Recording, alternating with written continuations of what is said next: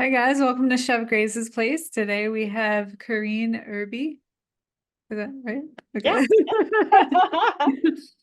Okay. She is also a YouTuber and a permaculturalist in cold weather climates. She's in Montana, which is pretty cool. No pun intended. Thank you So for having me, Grace. thanks for being here. So we have a great show. We're going to talk a little bit about cold weather permaculture, but first I want to know, how did you get started on this homesteading slash sustainable food journey? Yeah. Well, yes, like I said, thank you so much for having me. I like to reference my grandmother when I talk about homesteading because she was a cold climate homesteader in Minnesota back in the day, and she happened to have kept a diary from 1943 to 1956 of everything that she did every day. And she had 6 kids. She had a fairly substantial garden. They had chickens. For a while, they even had a dairy cow. And so I can go back through her journal and kind of look at what she's doing. And because, we're different climates on the one hand, but we're still cold climates. So our planting times are very similar and our harvest times are very similar. So I know I have that in me, but I didn't learn um, gardening skills from my grandma or from my mom, who also had a garden.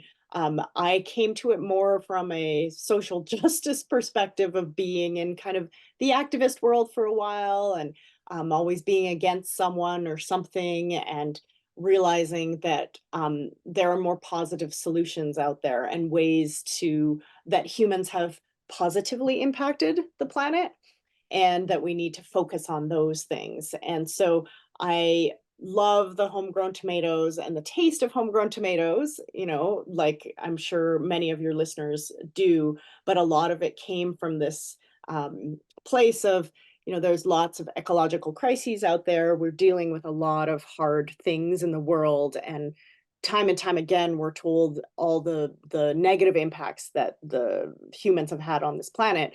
Well, permaculture and gardening allows you to have a positive impact. And that's kind of why I went down the road and studied permaculture, had my own garden, then went back and did some advanced skills, and here I am. Opened my business in 2011, and I've been doing all of this work ever since. Where I have so many questions that I didn't think I was gonna have. So first with the grandmother's diary, that is so cool. So you're in Montana, so as my American's about to show, Montana is a little more north than Minnesota. Yeah, it's like, well, where she was, yeah. Although they both like share the border with Canada, and so they're both up there. I don't actually know the Minnesota latitude. That would be a good thing to check, but it's fairly similar, I would say. They just get a lot more water than we do, a lot more rain. Okay. Yeah. So have you noticed, like, because of like climate change and stuff, like reading her diary, like the frost dates being a lot different or anything like that? Oh, yeah, good. I will look. I have not noticed that yet. I think I wouldn't be surprised. I do feel like the winters there were a lot harsher back then.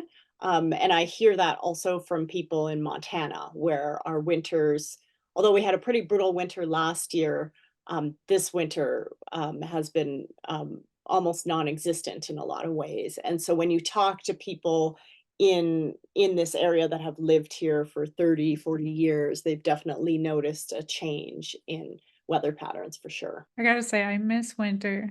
I'm in Florida now.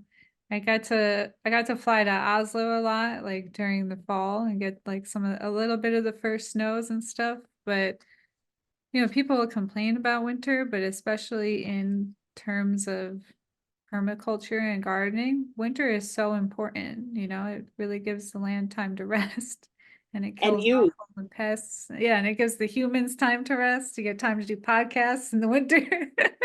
Exactly. That's when I run one of my main educational programs is during the winter because I wouldn't have time during the summer. So it is interesting, right? Just the that I do love my four seasons. Montana winter is a little bit, you know, longer than I would like it to be, but it you're totally right. I don't think I could garden in I don't know how you do it in Florida or in California where you're not really necessarily slowing down. I think for me, I mean, I only have like my porch right now, but I do a lot with it. And I think the hardest thing about it is that it doesn't kill off the pests. Yes.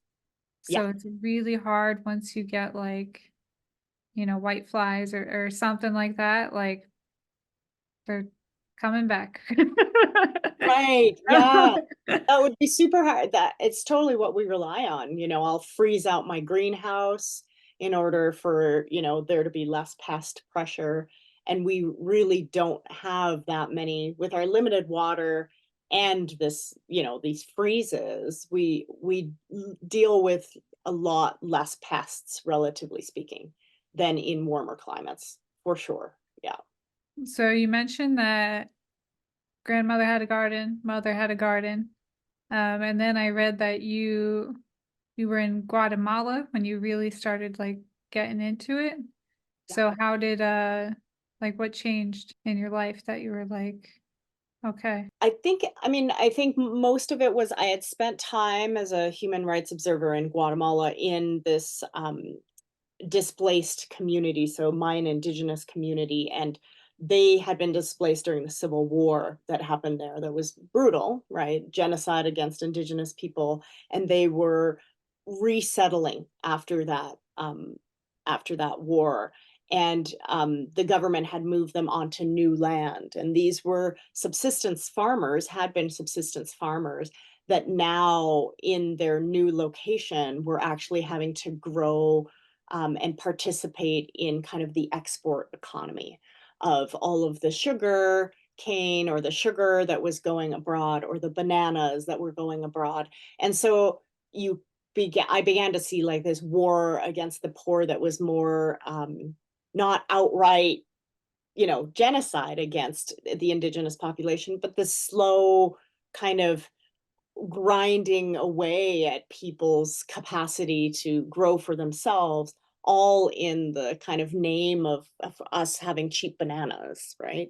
And this whole export economy and global food system that's so unjust in countries like Guatemala or Mexico or you name the country, Colombia, Ecuador, wherever, when you look at some of the avocados or the bananas that you get in the grocery store, whether they say product of Mexico or Ecuador, right?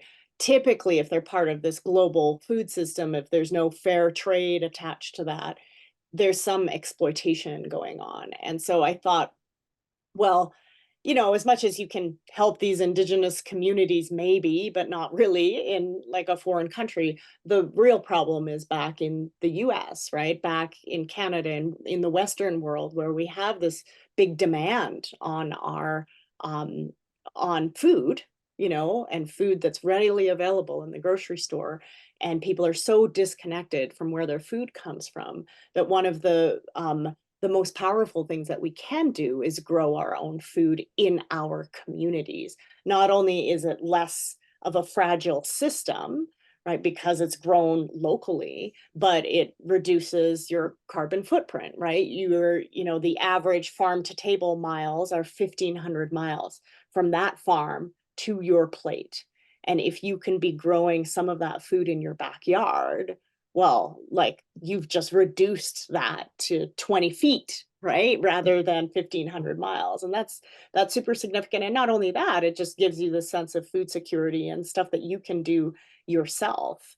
And I think people realized how fragile the kind of global food system was during the pandemic, right? Where there were a bunch of there were surpluses in some situations and then nothing, the shelves of the grocery store were empty for other food. So that's where it came from, is this, we're putting a lot of pressure on these people in other countries to grow food for ourselves why don't we be part of the solution and actually encourage more and more people to grow their own food, just like our grandmothers did, right? You know, that we're only a generation or two away from, you know, what most people have is a farming background in their ancestry.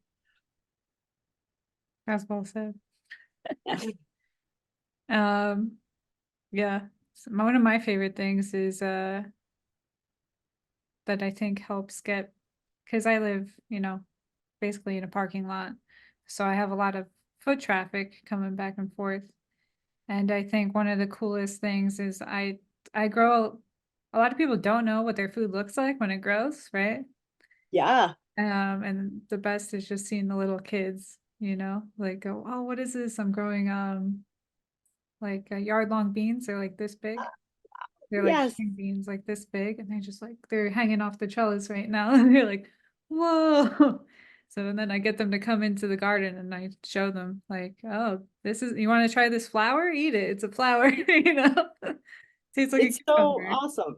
Yeah, That's the garden is like your greatest teacher, and it's also like this sense of awe and wonder, and I think that people have forgotten that, and that kids are just the prime example of how much you can inspire people and inspire the imagination and just get people excited about food again.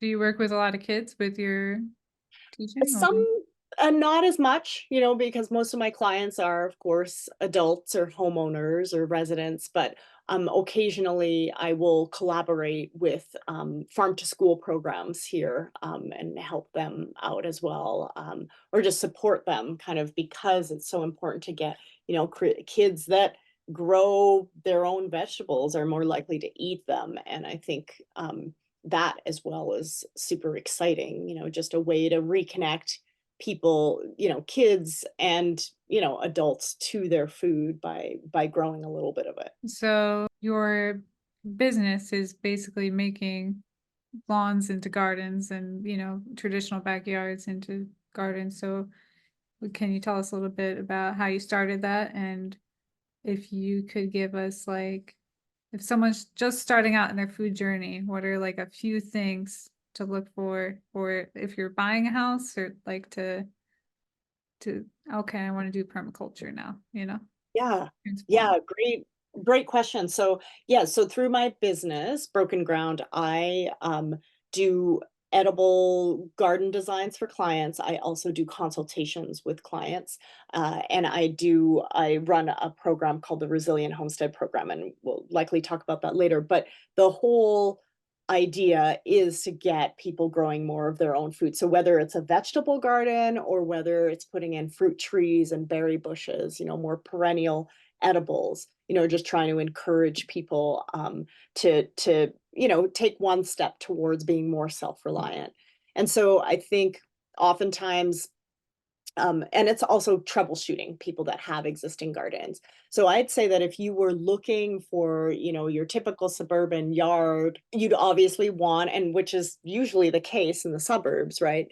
Somewhere that's as full sun as possible, right? So not a lot of shade on your site is a good starting point, especially if you want to grow fruit trees or berry bushes or have a pretty substantial vegetable garden, because most of those things need at least 8 hours of sun of, you know, that's the definition of full sun, and that will kind of increase your yields most significantly. Of course, there are some things that are okay in partial shade, but for the most part, you want to look for something like that. If you're in a cold climate, you want to maybe look for a more south-facing area that has more of a warmer microclimate. That would be important. You know, if you're in Florida, you might be looking for more shade, you know, in certain situations as well. So really, you know, permaculture is so dependent on your climate and the culture and the context that you're in to make those decisions. And some of it, oftentimes, and I encourage clients to think through this, is like, what are your overall goals? Because you may want to be as self-reliant as possible. So that might inform what kind of site you're looking for versus I want some summer season vegetables and some herbs, or I want to teach my kids how to grow their own food. Those A landscape can be a thousand different things, but depending on what your goals are and the climate and the culture that you're in is going to kind of inform and massage that site to be whatever you want it to be. As someone who is trying to like, I'm trying to get people to cook more, right? Mhm. The biggest thing I find is, um, you know, kind of like the enemy of like doing all of this stuff is convenience, Yeah, right? And time, yeah. right? So like you might start out like you want the chickens, you want everything, but then it's a lot easier just to like, go pick up the scallions from the grocery store or whatever. Totally, and I think that that's well, one thing that I add, what you wanna measure are the goals you have for your site, the time that you have, and the budget that you have, and all of those kind of come together into, "Okay, this is what you should do on your site." And it's totally true, like, we want people to be successful with their gardens, so you don't wanna go in with an absolute beginner gardener who only has 2 hours a week to spend on their garden. You don't wanna say, "Hey, you should put in a 1,000 square foot garden." Usually I'm saying maybe start with 1 or 2 4 by 8 raised beds, and you might need to put those on automatic irrigation if you don't have a lot of time. And so it is making it as convenient, designing to the client, right? And what their needs are is the most important part, right? Yeah, you could have this pie in the sky, like idea of what you want, but your job as a consultant, right, is to really make them see what's realistic. And if you don't do that, what I recommend to people is if you want to, support as much local food as possible, it might not be that you're growing everything on your site, right? You're also going to the farmers markets and you're sourcing your food, healthy, fresh, organic food from someone who right? From farmers who have these great practices. You're supporting their livelihood. You're supporting your livelihood by not like working yourself, into the ground, and then you're having some time to grow, and cook in your kitchen. And for some people, I say, if you have limited time, grow the things that are most expensive and most enjoyable fresh, right? Like fresh homegrown tomatoes picked out of your garden, amazing. Basil grown in your garden, so good, right? Like all of the herbs, And lettuce. basil, like, so expensive. Those things are so Exactly. expensive. Exactly. Whereas Lettuce and herbs. yes, lettuce and herbs are what's expensive and what's most delicious fresh from your garden. Whereas potatoes, carrots, not as enjoyable. Certainly great and tasty if you're growing them, but if you have limited time, then I probably wouldn't go and do that, and they take up, a lot more space. So, making choices that way, depending on the time that you have, depending on the climate that you're in, makes sense as well. And then knowing that we're looking always, especially in kind of urban contexts, we're looking for self-reliance, not self-sufficiency. Self-sufficiency is I'm going to go off on my own on my site and I'm going to like produce everything that I possibly can. But we're like inherently communal beings, right? We like to rely on other, or we should rely on other people. So I'm going to have in my case, I'm going to have an annual garden and fruit trees and berry bushes and some chickens, but I'm not going to have goats because there's an organic dairy that's really close by and I'll support Nate and his family and what he's doing and I'll buy cheese from him. And I'm not going to grow grain because that's like just you need too much space for it. I don't know how to do it. I'm going to start Highland Harmony Farm, where they've been doing it for years. And I'm going to give money to their livelihood and their family so they can continue to do what they're doing. And so just getting people more on that train, right? Of like, you don't have to do everything yourself because growing food is hard, but you can also support all these livelihoods if financially you can do that, if that makes sense for you, of course, right? Well, And also, One reason why I like growing my own stuff too is then I'm not necessarily spending money on the stuff I'm growing, and then that money that I would have spent at the Exactly. grocery store, and I can use for better quality stuff, just like the cheese from Nate's Goats, you know? Yes, absolutely. Yeah, And it's exactly. And using the that's community. yeah. Yeah, I mean, it's just like a win-win on so many levels when you grow your own food. Like, I think I haven't measured it, I should probably try, but, even in our cold climate, we can grow 6 months of fresh fruit a year. If you think about, and during that time frame, I'm basically bypassing the whole produce section for, a good 4, like, definitely a good 4 months, right? So you think about all of the money that you save if you're not having to buy vegetables and fruit for 4 months, 6 months, in your case, it might be 8 months, right? Or more. And that's huge in terms of making a dent in your, basically your home economy, right? Do you ever have a surplus that you make something out of to sell, or you just give it away to friends?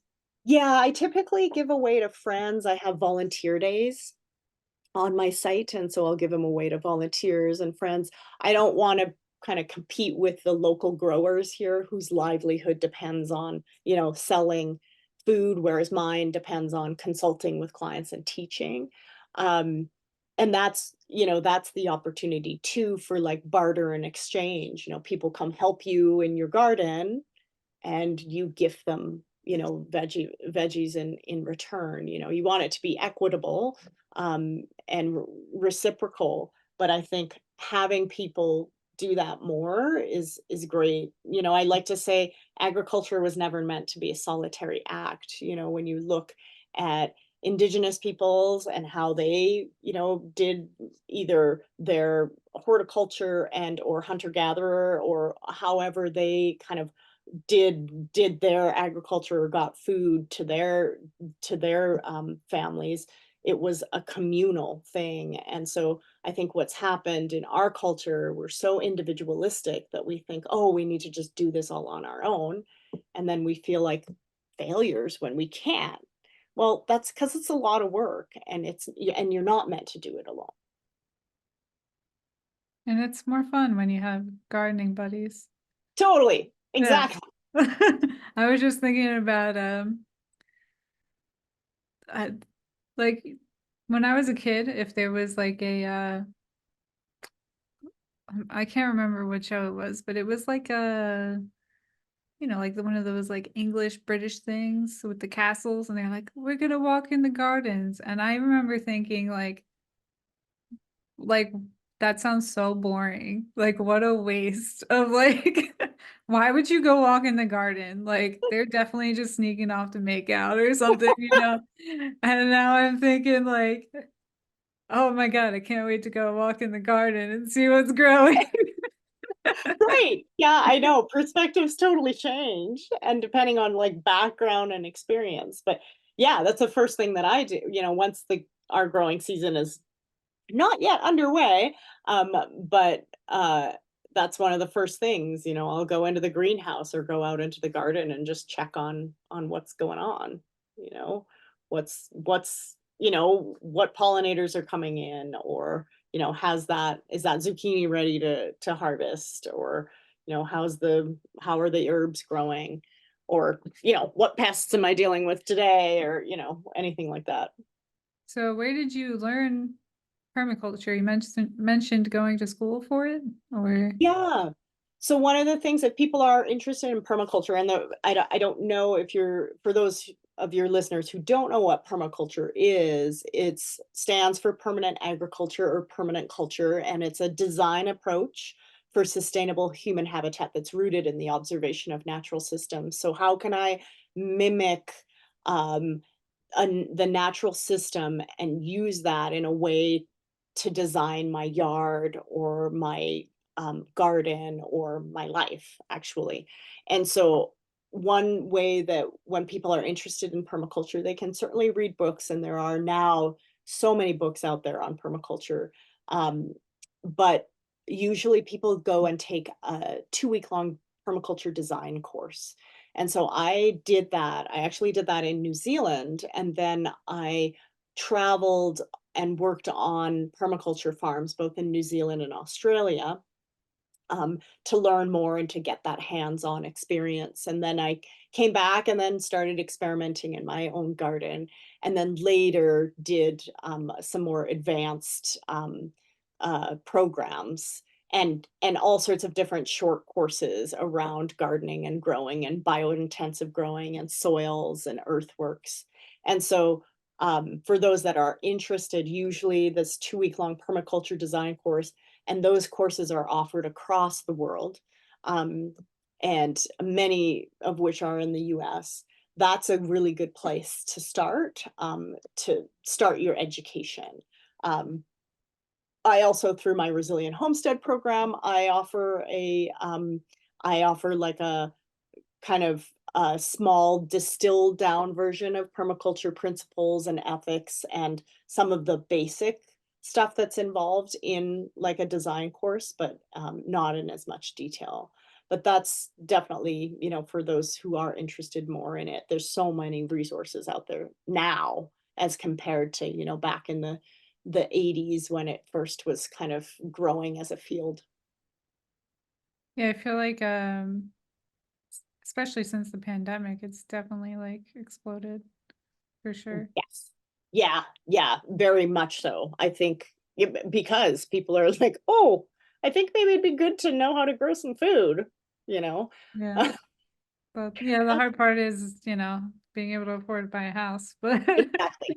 Well, and that's a big thing, land equity and access is definitely something that people need to address, and I think permaculture for renters certainly exists, and us, one, we have to do some of the background work for equity and access, but in the meantime, we also have to maybe get people thinking more outside of the box in terms of land, right? Can you join a community garden?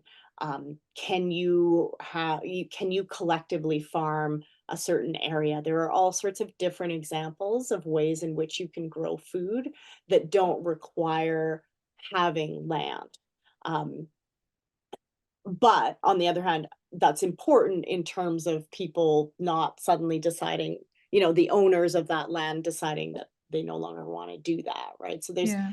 it's a very nuanced thing, but we also want people to feel, even renters, like you can do a lot of container gardening, right? You can do a lot of different things that don't require you to own that land. Yeah, I'm definitely doing the most again right now, which is Yeah, fun. Uh, yeah. but actually, so I'm growing Tabascos, and now they're finally starting to be ripe again. But my last, like, I don't know, batch of Tabascos, the night before, we had a water main break, and they fixed it, and I go out and I just see these boot prints coming up to my patio. They just took all the ripe Tabascos right off the bush. Wow. Oh Oh, no. I'm lucky, like, I cut it down and it came back, and then I have some more, but I was like, "Really, man?"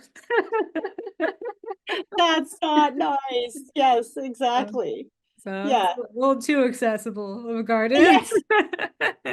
I know. I mean, there's always that, in permaculture, there's in order to design your site, you do like a sector analysis of like what is all of the different, where's the prevailing wind, where's the sun coming from, maybe there's a wildlife sector, where are the good views and the bad views, but one of them is the neighbor sector, right? Is it like that you need more privacy, or do you have good neighbors, do you have bad neighbors? What can you design in there to mitigate some of those sectors? So in your case, you have somebody stealing your Tabascos. That's Yeah, that's definitely a section that needs to be in there. That's funny. Yes, for sure.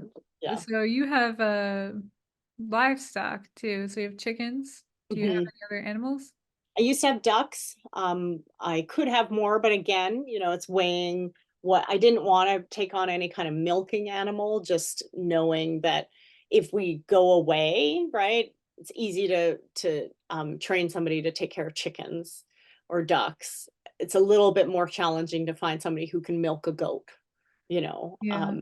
and so it's kind of that whole measuring of, what's your time, what does your lifestyle look like, and what do you allow what allows you to do and continue to, for me, in my case, run a business while at the same time run a homestead, and also during the summer, spend some time with my, extended family elsewhere.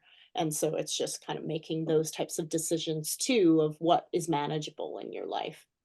And, for a lot of people, I deal with clients who sometimes have young kids, right? And so I'm like, well, you're gonna early on, when you're more busy, you're going to maybe your implementation type timeline for your site plan is a little bit extended, but as your kids grow older and they can help you more, then things change, right?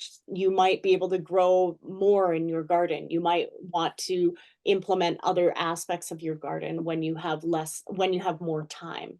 And so it's just really understanding that, there are phases to your system, that your homestead is a dynamic ecosystem, and it changes and shifts just as you change and shift in your life, and you have different phases of your life. How much of the has anything in like the AI boom, like the automation boom, helped you with maybe gardening planning, or even like do you have like a sensor that says, "Oh, time to water the plants," or something like that? I don't. I haven't gone down the AI rabbit hole yet. I'm sure there might be something there, although I definitely am more of an analog person. Like, I do designs for clients and I hand draw them, and because I that makes me more creative for me, and I don't have to be on a computer, and I still use like a paper calendar to plan out my garden season. I am still very much an analog, but I think there are all sorts of great apps out there that do help people with gardening, and either garden planning, or whether it is something to remind them. I mean, one thing though that sometimes I push back on a lot of that technology, just because I think the garden is a is a bridge to kind of the natural world. And because of computers and phones and all this digital technology, right? It takes us away from these experiences of just being in the garden with hands in the soil, and not needing to mess with that stuff, right? That we have everything, we have the knowledge in us and the intuition in us to grow food. We know what good soil smells like and feels like, right? We know these things, and we don't necessarily need this technology telling us, and it forces us to get back to more of kind of an intuitive sense of things, like what my grandma was doing. And she didn't have any compute, she couldn't Google anything, she couldn't use like a plant ID, it was more just back to the basics. And I think and it's not to romanticize that, but it's certainly just to know that I think we crave that as humans. I mean, I gotta say though, I do love the plant ID Yeah, because oh, yeah. I always say, I'm gonna put this here and I'm gonna remember exactly what I put here. And I never remember. No, totally true. I'm and like sometimes I do, I'm like, what did people do without Google? Like if you have a question, or you're dealing with some pest or disease, like, YouTube is amazing and has gotten so many people to grow more food and to troubleshoot for them. So there is a time and a place for technology. Absolutely. But yeah, trying to draw people when you don't have to have it, trying to invite people to just it be in the experience. I imagine it does help though when you want to go away on like vacation or something. Well, automatic irrigation systems, Yeah. that's huge even when you're there, right? Like, even those types of things where if people say, again, where you're matching goals with lifestyle, if somebody says to me, I want to grow as much food as possible, but I don't have a lot of time. So it's like, okay, we need to automate some systems, you know, you automate your watering system, you know, maybe you have a social system in there of people coming and helping you out in exchange for food. You know, you're building in systems to make it manageable, and to like attain your goal. Yeah, I Yeah, think, yeah, and then you can always, if you're not watering, then you can spend more time in the greenhouse, you know? There's totally. always a trade-off. Yeah. That's cool. Do you, I did see the shorts though of your design, your landscape designs where you had them drawn out. They're really cool. They're really pretty. Oh, I was thank you. like, Yeah. like if I was one of your clients, like I would get that and like frame it and put it in my house. Like it would be a cool thing to have. That's really Yeah, it's in a way, I feel like it's just like a you wanna give them something inspiring, and I'm just not inspired when I'm, like, pointing and clicking with a mouse in terms of, like, designing stuff, but I love to be able to color things, you know, I love getting paid to color something and then imagining, right, that what I'm coloring is gonna become this beautiful, you know, cherry tree or beautiful, raspberry, you know, bushes or something like that, so it just allows it it sparks my imagination, and I hope it does with my clients too, of just like, okay, you know, getting them a little bit momentum to like, I want to create this beautiful what is represented kind of on paper here. so I was looking at your YouTube and I Hmm. saw last April 1st you had so much snow. Right. Yes. Yes. That happened. So when do you get to actually go plant things in the garden? Yeah, exactly. It's a really good question, Grace. And it depends on the year. So usually, I'll be in my greenhouse probably as early as next week, but outside gardening doesn't really happen until like mid to late April here. So you're not putting in kind of cool season crops until usually the end of April, beginning of May. And then our gardening season kind of ends probably, you know, could end mid-September. You could push it until mid-October. It depends. So what that means again is like again, depending on the context and the culture that you're in, like for us, season extension techniques like greenhouses, like frost cloth, hoop houses, cold frames, all of that stuff is super important to have you be a successful gardener, you know. Whereas, you know, so that's what takes our time. Whereas for you, what might take your time is just like dealing with pests and you know, using integrated pest management or something, you know, where you're spending more time troubleshooting on that end. Well, yeah, also, you're doing the frost cloth, we're doing the shade cloth from the Right. sun. Right. Kind of Yeah, like inversed, but the totally. same. Exactly. Yeah. Yeah. So you're like messing with, you know, taking something on and off often. But yeah, it's definitely sometimes I wonder, I'm like, why did I start this business again, trying to grow food in this cold climate? Because we do have, you know, we have this late season. Sometimes we'll get snow in June, right?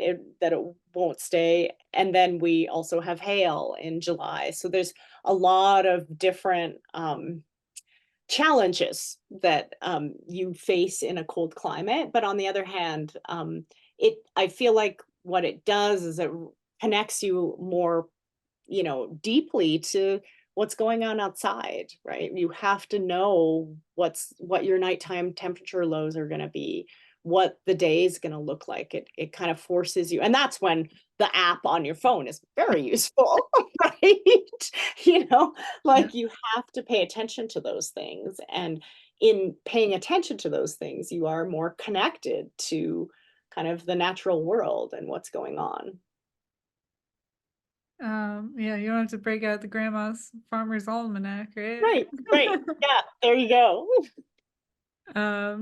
You also do a lot of what people would call indigenous plants, like plants that are supposed to be there. Right, well, native plants, you know, Native is kind plants, that's the word I of, was looking for. what yes, I have my whole front yard is mostly a native drought tolerant, garden. And that, in a sense, again, we're trying to work this towards a suburban cold climate demonstration site. And one of the biggest limitations that we have in this climate not only the cold, but the um it's rainfall. So we only get 16 inches of rainfall a year. And so what do you do in those types of situations? And I'm in Bozeman, Montana, and our city is growing like gangbusters. And so we are going to be running out of water here by 2035, which is not that long from now. And so it's kind of like, what can you grow that not only creates habitat, but that is also, requires minimal water? And so, and trying to take out the grass, which is the most, water consuming, source, and what people waste water on the most in this climate. And again, if we were really paying attention to our climate, like in the West, in this climate where you get 16 inches or under of rainfall, you shouldn't have grass, right? Like it doesn't make sense. Or if you have grass, it should be super drought tolerant. You shouldn't be watering every day. Um, and so the whole idea in the front yard was that we scraped the front yard, took out the lawn, and I put in a bunch of mostly native drought tolerant plants where I have to water way, way less. And then in the meantime, they're also creating pollinator habitat. Some of them are medicinal, which I can use. And so it's just that whole idea that Doug Tallamy from his book, Nature's Best Hope, came up with, of this homegrown national park, that if people want to know what to do in the face of biodiversity loss, in the face of ecological crises. One of the most significant things that you can do if you do live in the suburbs um, is to take out part of your lawn and put in native plants, because they're going to attract those native pollinators, and then they're going to give habitat. So that if we all in our little communities did that, or in a specific neighborhood in the suburbs, if we did that, like, and gave, that much more food to pollinators, that makes a dent, right? And I think that people need to know that their little part has an impact, and it does. And, this probably goes back to your activist side. I don't know about the state of Montana, but did you see that in Arizona, they basically sold their water rights to like the princes of Saudi Arabia to make these alfalfa farms? Right. Yeah. Yeah, that has not yet happened in Montana, to my knowledge, but I think water rights is a huge thing, right? That's, water is so important. People talk about it being, that's what people are going to fight over, in the future, right? Our kind of water wars in terms of our access to water. So I think water conservation is critical, especially in the West. Knowing how to store, sink, and spread water is critical. Reusing water, if it's gray water, is something that people should also march more towards. And then, planting shade is how I characterize it. That with the climate crisis in Montana, at least, we're going to have hotter, drier summers. So how can we plant more shade? How can we decrease stress on plants, on humans? How can we, with all of the urban heat that's happening, how can we mitigate that by growing more plants? But yeah, I think water is huge, and it is being taken over, whether it's um, people in Saudi, or if it's just you know, corporate control of Yeah. agricultural land and water in our country, or companies from this country. It's not good, right? And so I think it is trying to relocalize a lot of these, relocalizing economies, relocalizing agriculture, right? And really empowering local communities to be able to feed themselves. That's it's interesting because that's where it comes down to the individual, right? Mhm. And being then growing the community from there, right? And so I think that's one of those things that we have to do as a community is like, call your representative for that Yeah. because people aren't thinking about it. Most people aren't even thinking about it until it's too late, which is going to be a problem. But do you have, I don't know. Some places have like rules against like rainwater collection. Mhm. Yeah, up until a couple of years ago, 2 or 3 years ago, Colorado had a rule against rainwater collection. Now you can collect 110 gallons, which is not a lot, right? And so and again, that comes back to water rights because if you collect it, right, then you are preventing it from going downstream. I mean, a lot of people within permaculture like to say, well, you're not keeping it, right? Yeah. It's just there temporarily and it eventually goes back into the earth or back into the aquifer or the stream. But it's dealing with policies that in some cases might be a little bit antiquated, and also water rights is super tricky, but it's trying to figure out ways in which you can either um, you know knowing that a lot of, say, the best place to store water is in the ground, right? So if there is an issue with water collection in cisterns or tanks, you can still create infiltration basins, which are, dips in the ground where water can slow and sink. You can create swales, which are ditches on contour where if the water runs downhill, instead of just running downhill and away, it collects along a swale and then sinks into the ground. Um, you can create things like that store the water in the soil. So again, that's not robbing the water from anyone. But again, coming back to culture and context, right? Like how much of it is you, maybe you're storing it in the soil, but also maybe you're, getting with the city and asking them, hey, like, how about this way of doing things? And I think that that's where, that's what keeps our democracy alive is actually people participating, calling your representatives, you know, calling the mayor, writing to the city commissioners, making public comments at the town halls, right? Is really encouraging people that there might be a rule, but that rule doesn't mean that that rule can't change, and it might have to change in the face of climate change, you know? And so it is being like, on the one hand, doing these things, but on the other hand, pushing the edge. In permaculture, one of the principles is optimizing edge, and the edge is where the action is. The edge, along an edge, is where there's the most productivity. Think about the edge of a garden bed where moisture collects and then, weeds grow, or you fish along the shoreline or the reefs where there's an edge and there's more productivity.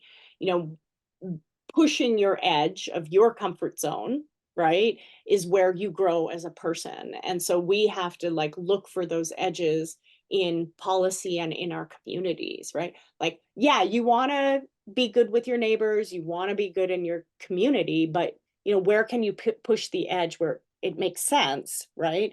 And it's good for you, maybe in what you want to do on your site, but it's also good for the community, right? It means that you're storing more water. Or can we get HOAs not to require most of our land to be grass, right? Can we push them to be like, can we put in some, drought tolerant plants or some edible plants instead, right? Like pushing that edge and opening people up to the possibility of what they could do differently Yeah, the one about HOAs is a good is one. huge.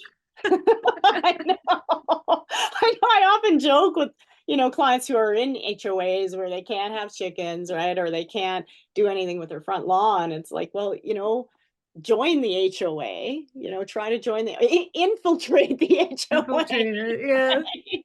And a lot of it's just not, it's not like people are bad people for this. It's just maybe there hasn't been, this is the way it's always been done, right? And Yeah. so there's no one there like pushing the edge and being like, well, maybe that way is not the way that it should now be done, right? How about this as an option, right?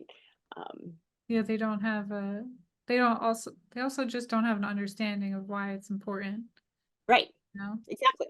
That's the harder part. Like even like here they have an HOA in the everywhere in Florida. I Mhm, come from New Jersey, and it's not, to me, these community things, like these mhm, privatized communities, they don't make any sense to me right. because you pay taxes. So this way, the garbage man gets paid to pick up your garbage. You pay taxes, so the firefighter gets paid to, you know what I mean? So why should I be paying taxes and then paying you to put Right. rules on me of what I can or cannot grow in my front yard? Right, it's a really, it's very interesting, right? I think it's around control a lot, right? You know, every that whole, and I think the suburbs is the worst for this, right? Like this whole manicured lawns and like hemming in nature and hemming in wildness, right? In the neighborhood behind us, that's what I feel like is happening, the concrete edging and the boxes that they put stuff in, it's all about like hemming in our wildness in a way and making that there be some kind of control. And I think that's one of the things that I encourage my students oftentimes is like, let there be a little bit of wildness. One, ecologically, that's better, right? And two, that's what's natural, right? Like you're not, when you go for a hike in the forest, right? There's no one like raking leaves. There's no one like creating edging, like it's not that controlled. The natural world has a dynamism to it. It has a wildness to it. And I think because it's just the product of society where we've just kind of tried to not do that and try to assert more control. Which is funny because, everybody's trying to be an individual and everybody's trying to live in the exact same house with the exact same paint and the exact same lawn. Like, Yeah, it doesn't make any sense, right? Like, it totally doesn't. No, exactly, right? There's this like individualism, and yet you're conforming in this HOA. And you understand maybe why HOAs first were invented, right? You don't want like people to have like a junk pile in the front of their yard, right? Or you don't want well, certain, that didn't make sense to me either because the town I grew up in had like town ordinances where, like, right, okay, you can't have like a fire hazard, and you can't, your house can't be a fire hazard. You know what I right, mean? right. Like, Right, so there are those, yeah, more on like a city level, citywide level, those things already exist. And you can, if your neighbor isn't mowing their lawn, you do have recourse to go to the city and say, "Hey, by the way, this isn't happening." yeah. Um, so yeah, I actually don't know. That's actually inspiring me to look at what the history of the HOAs was and why they were even um, I'm made. sure it goes back to money laundering for some reason. I mean, you do think about some of the condo fees or the HOA fees, like they're pretty high, Yeah. but yeah, it may very well, who knows? But I think sometimes in permaculture they say, a lot of the issues that we're dealing with today, whether it's kind of soil pollution, water pollution, whatever, factory farms, is due to dumb design, right? Everything was just designed in a really dumb fashion. Like the suburbs is a dumb design. It's a car culture, it's a consumer culture where everything that you need to do, you have to drive to, right? And Yes. and it's like that's dumb. Whereas what would be better is to have your, children's school within walking distance, a grocery store that's within walking distance, or heck, start growing in your backyard, right? Start those things that need your daily care and maintenance or what you do on a daily basis should be close. But instead, we have commercial, cities designed where the commercial area is here and the suburbs are over here. And so everyone has to get in their car and commute both to work and to, get their needs met. And it's just a dumb design, just like a factory farm is a dumb design. It's out of scale. The manure that would be a resource in another context just sits in these large vats of poop, that's a liability for the company. Whereas if you had like a pastured situation, then the animal's poop itself contributes to their food. So it's just a better design. So that's in permaculture, what you're looking at is how can you make more efficient designs that make sense, where wastes become resources, and where you are being as efficient as possible in, say, the growing of food. And when we look at our cities, when we look at our banking system, when we look at our agricultural system, a lot of those are dumb design, and we need to redesign those institutions, right? And those in the in and those areas of our lives too. Yeah, I was talking about this a little bit. I have a podcast coming out soon that is with Dr. Gary Studi. He was the lead horticulturalist for NASA for 25 years. Oh wow. Yeah, so we talked a lot about closed systems, and it's still, one thing I was asking him about is, in the space station, they use the human waste to help fertilize the plants. Mhm. So I'm like, we have a lot of human waste. I don't think any of it is going to fertilize plants. And that's kind of, I went down a rabbit hole after that interview too. And then I saw like those methane bags, and then Mhm. they trap the gas, and then you can use that for cook. And I kind of imagine it probably doesn't smell great for the cooking. I don't know, but Right, but there are ways in which you can, there's humanure, like, with composting toilets, and you right, can use that mostly, most people don't recommend they use it on annual vegetable gardens, right? But you can use right. that for perennial plantings, right? There's so much that whole human waste is definitely something that we don't address. We do use it sometimes. Biosolids in some compost are used with human waste, which sometimes people are like, "Whoa, I don't know if I want to use that in my garden." And that's totally fair, right? But there are ways in which we can reuse that fertility. And it is like, how do you create closed loop systems on your site and then in your communities? So, we're lucky enough in Bozeman to have a couple residential composting companies that will do pickup of your kitchen scraps, at your doorstep. And then there's like a whole kind of industrial composting um, situation that they have on their site. And then you can buy that compost as a gardener from that company and use it on your site. And if you're part of the subscription of them picking up your kitchen scraps, then you get gifted a certain amount of that compost if you're a gardener and can use it. And so that's trying to close a loop on a community wide level. It's not always like on your site where you're going to close that loop, but I'll get, organic goat compost from my farmer Nate, right? In the springtime, and that's helping him close a loop as well. Or I'll get compost from, Happy Trash Can or Yes Compost, and I'll add that to my garden. If especially, one of the biggest things, if you're a food grower and you don't have a lot of animals, like fertility is always the thing that you need, right? That's the input that you're always lacking. So looking to farmers and other entities where you can close that loop that's not commercial, right? So that you can buy compost in bags, right? And that's fine if you need to and if it's not available. But is there somewhere in your local community where you can help close a loop? Because that compost in that plastic bag is, being trucked in from elsewhere, who knows where. I found a lot of interesting things in like the dirt that like because I get my dirt from like Home Depot. Like Right, because I right. don't have I can't buy like enough, you know what I mean? Like it's too much if I buy it from like like a big Right. Yeah, source. for your scale, yeah, it doesn't make a lot of sense to have like Yeah. a truckload of dumped on your site. Yeah. But I found like tire treads once. I found like the ring from like a bottle, like a plastic bottle, Oh, you know, wow. like just like treads and I'm like, you sure this is organic? Yeah.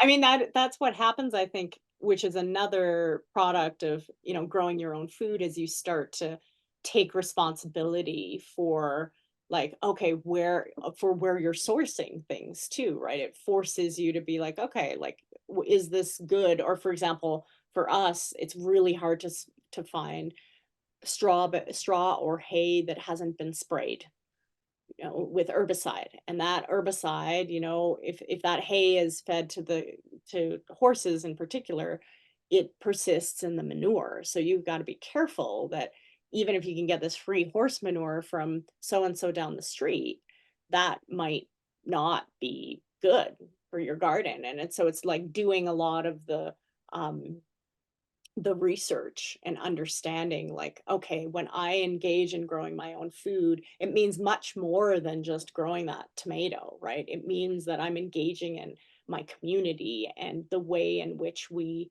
deal with waste and resources, and how we, who sprays and who doesn't, and what farmers you can trust, and what farmers might have more conventional methods that aren't going to make sense if you want to grow organically. um, and it doesn't necessarily have to be as complicated. Like I always am, encouraging people, just start small, like start, and then you can grow into your garden as your skills and your interest increases.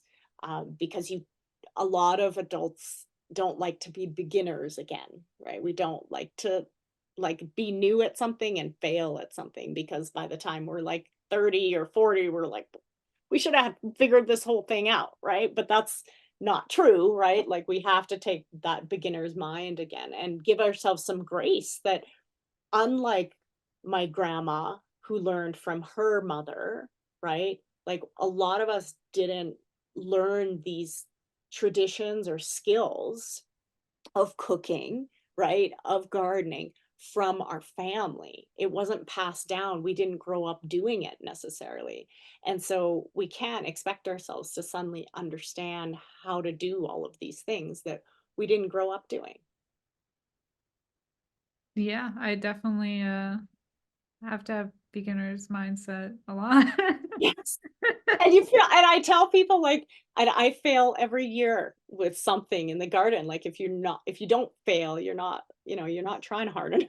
Like Oh my you god. always will fail with something in the garden. It's inevitable. What's something you failed at recently?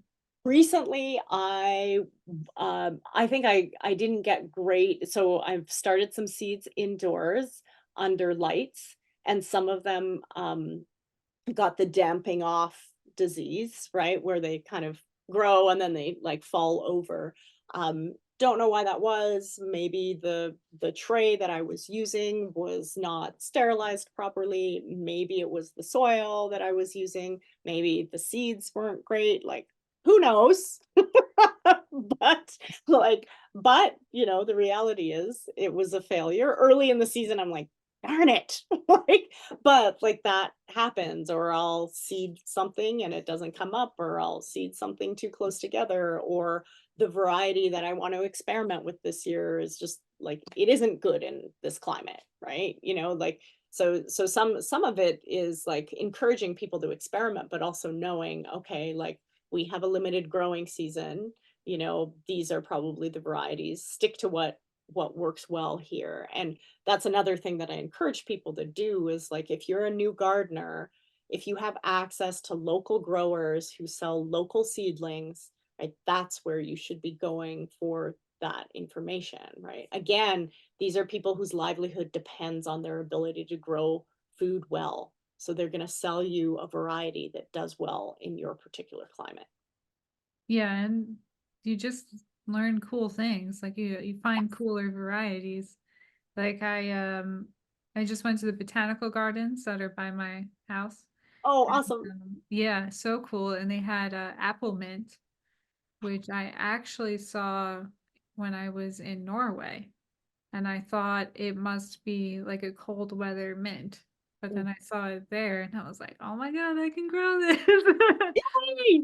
Yeah. And it's pretty much a failure right now, but it is going to seed. I don't know what happened to it. Like half the leaves, like the stem looks pretty healthy, but the leaves are like just dried up and shriveled. It might be like a powdery mildew situation, like Huh. something like that. Yeah. But it's going to seed, so I'm hoping it'll just reseed because I have one of those towers and I have the mint, the apple mint, and then like the 2 rows under it is spearmint, and that thing is going crazy. It's doing great. So I'm like, Yeah. there's got to be something going on. Yeah. But it's also like the fun part because you failed, but you get to be like a detective. Like Totally. that's fun. Like problem Yeah. solving. Yeah. And I think that that's like, I think that's a good thing to engage with as well, right? And that's what is so, and something that I oftentimes tell people too is that we do not um, value our farmers enough. So Yeah. some of our market gardeners, farmers in this area who've been growing for 17 years, not only are they measuring like what's going on with the climate, what's happening with the soil, the pests, the plants, right? But then if they have a bunch of people helping them, they're doing all the like human resources work as well, right? They're running and managing a business that's like a multiple, hundreds of thousands of dollars, right? And yet in the basic culture, we don't value our farmers. Like that person is way more skilled at holding all sorts of different information than the CEO of like a company, right? Of a CEO of a big company, and yet they're certainly not paid the same as that CEO, and they're doing way more, like, they're stewarding the land, they're stewarding the ecosystem, they're growing food, they're managing climate, and they're managing people, and I think that's another culture shift that has to happen. Not only do we need people reconnecting to the natural world by actually growing their own garden, at the same time, we need to encourage people like, "Hey, these farmers, like the farmers I know, are some of the smartest people that I know." Because they're doing this very this work that requires you to hold a lot of different information and make decisions like, fairly like on the daily that might make the difference between you losing that broccoli crop or you being able to sell that and make several $1,000s. Yeah, Yeah, are you talking about the seeds not coming up? Like how long should I wait before I should just say screw it and plant something else? totally, You know? totally. Yeah, yeah. Because for me it's fun, but for them that's their livelihood. It's different, Exactly. you know? Yeah, yeah, and yet we don't, we're not thinking and value and then or people are, like, questioning that how much they have to pay for that local organic tomato, and I can tell you right now, all of my grower friends, they're not getting rich, right? And so it's like, if they are charging that $6 a pound for that organic tomato, it's because that's what they need to charge in order to make a living, and so I think it forces us to not only value our farmers, but value our food more, that the time and energy and care that it takes to grow a tomato, especially in our climate, is pretty significant, right? So you should probably pay $6 a pound for that, right? And the beauty of that is, yeah, can you get $3 a pound tomatoes that are shipped up from Mexico or even from California? You could, right? But then you're not supporting these local farmers in your community that have their kids in the community schools that are stewarding land in your community, right? That's where putting the money back, we talk about closed loop systems. We're also talking about closed loop systems with the economy, putting your hard earned money back into your own community rather than with some corporation who's going to export it with a CEO who lives elsewhere, who doesn't need to make more money, right? Whereas I will happily at a farmer's market because I have the means, right? Again, equity, some people don't have the means, but because I have the means, I will happily drop 50, $100 to support, this swath of people in my community that are, doing either value added products or they're actually doing farms. I'll be like, here, have my money because I want you to stay in the community. And I want to continue to have you feed our community. And those are like things that people can do that make an impact.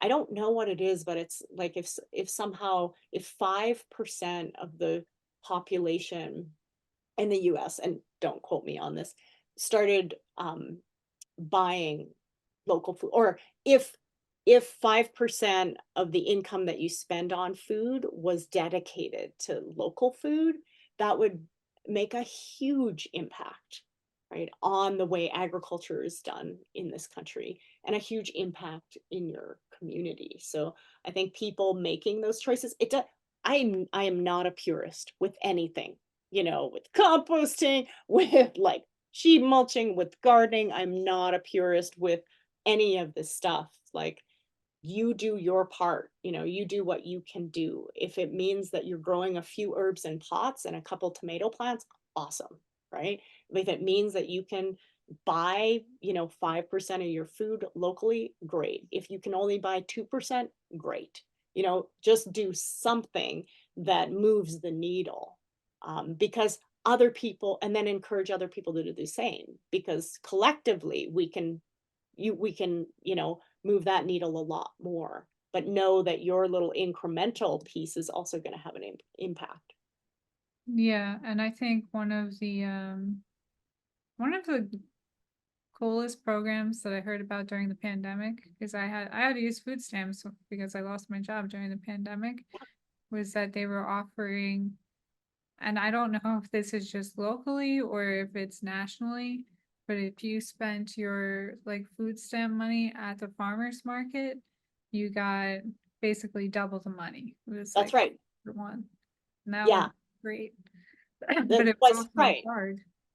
The double snap dollars, Yeah, right? the double snap Yeah, dollars, but it was also challenging because a lot of the people on the food stamps don't know how to cook. Like the number one product that was bought on food stamps is Coca-Cola. well, Like it's crazy.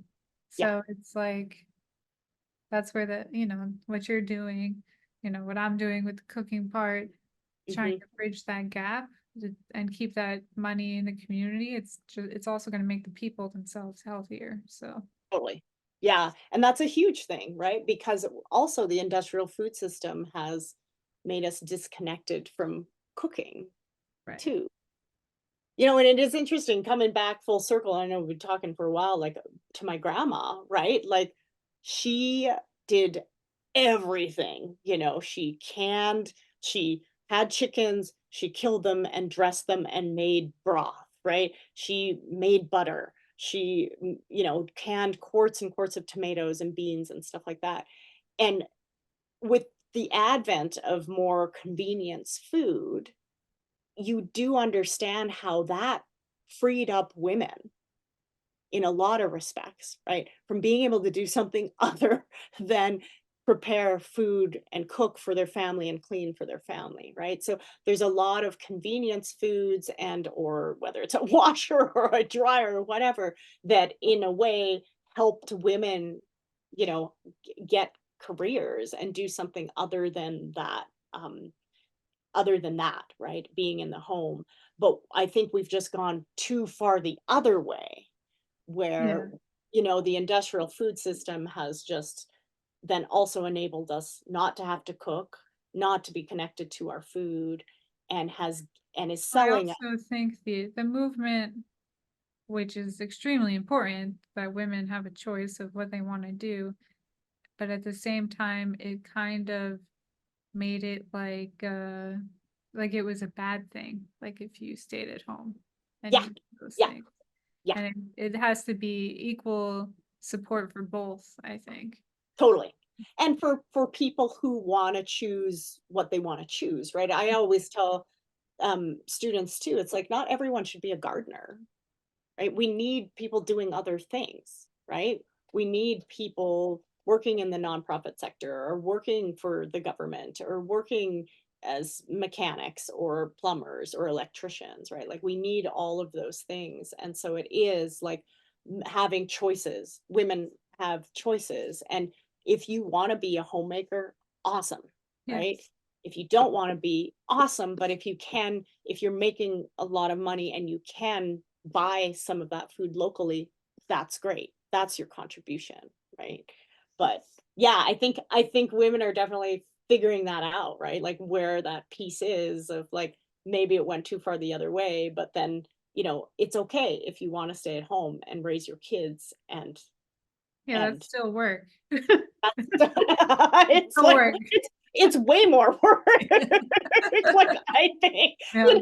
like my poor grandma who had 6 kids, she does have something in there where she's like, oh, like she said something like, I wish I could just sit down and have nothing to do. And I'm like, oh my gosh, grandma, like I'm so sorry that like you were just in that all. And at one point she says, like, I wish Harry, her husband, my grandpa, Harry just doesn't understand how much work I do, like, it was, like, it's right there in writing of just, like, this women's work that isn't recognized, that isn't compensated, and yet was fundamental to keeping her family alive, right?